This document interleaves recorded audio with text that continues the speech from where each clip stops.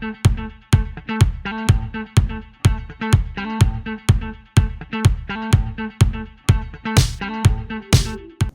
everybody, this is Mark Linseer. In this episode of The Chase with Upper90 College, we talk with former English Premier League goalkeeper Shaka Hislop, former national team goalie Tony Meola, mental strategist Trevor Moad, and future stars of the NWSL and MLS draft.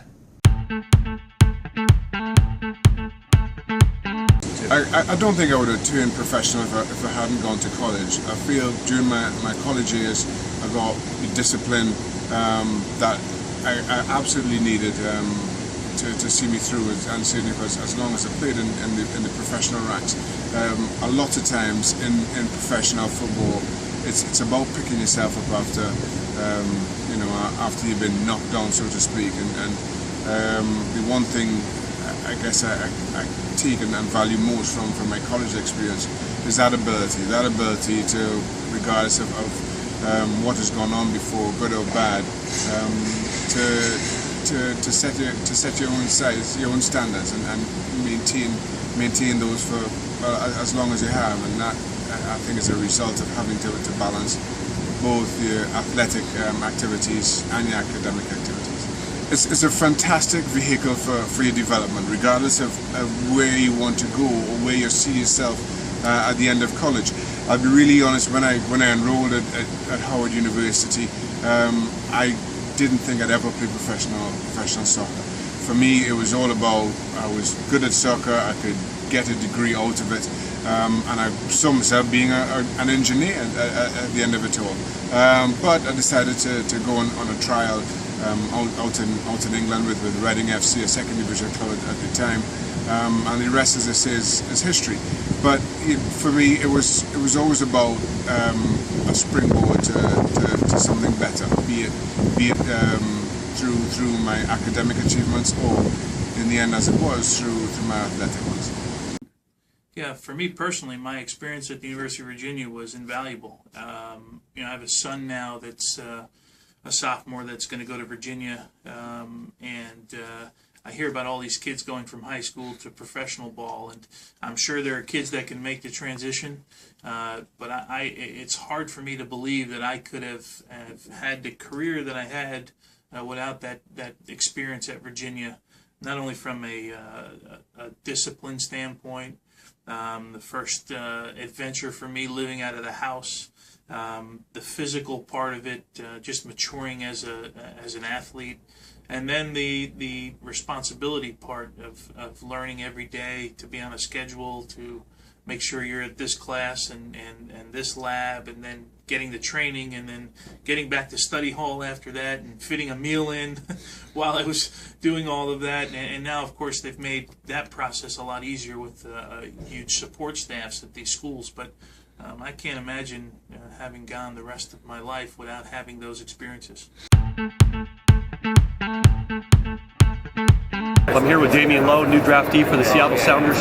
Damian, you went from Jamaica to Hartford and now to Seattle. You jumped around quite a bit, but has that helped you develop as a player and as a person? Yeah, definitely. Different environment, Jamaica is good for the tropical climate. Hartford, Connecticut, it's freezing weather most of the time. That has helped me to be stronger, and knowing that when I came into Hartford, we had to form an alliance and become a family in order to make the next step to be one of the powerhouses in the America East.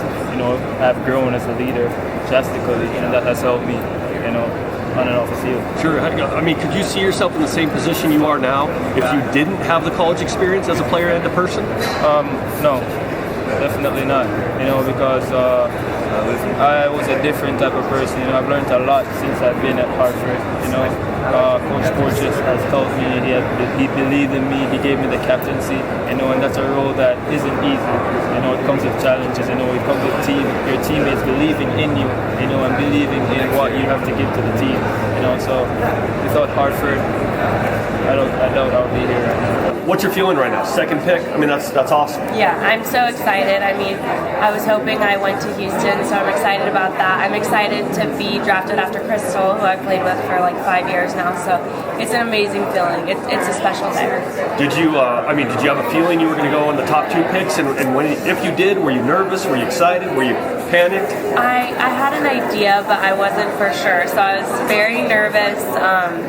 But I mean, all the teams are amazing, and this league is growing so much. So I'm just excited to be here, and then to be able to play in Houston, and my sister lives there. It's incredible. So it's definitely, I can't believe it all happened this way, but I'm very excited.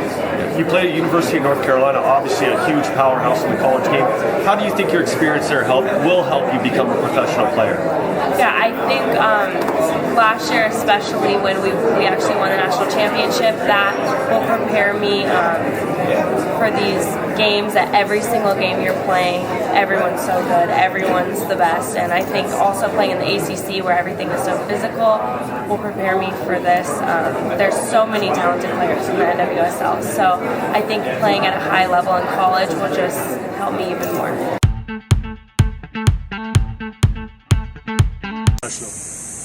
Yeah, I was able to play small college basketball and soccer at Occidental College, an NCAA Division III school, and the lessons I learned as an athlete and a student, and really trying to manage both of those things, were lessons that I think now as a vice president in a big sports business here at Athletes Performance have been vital to laying the foundation.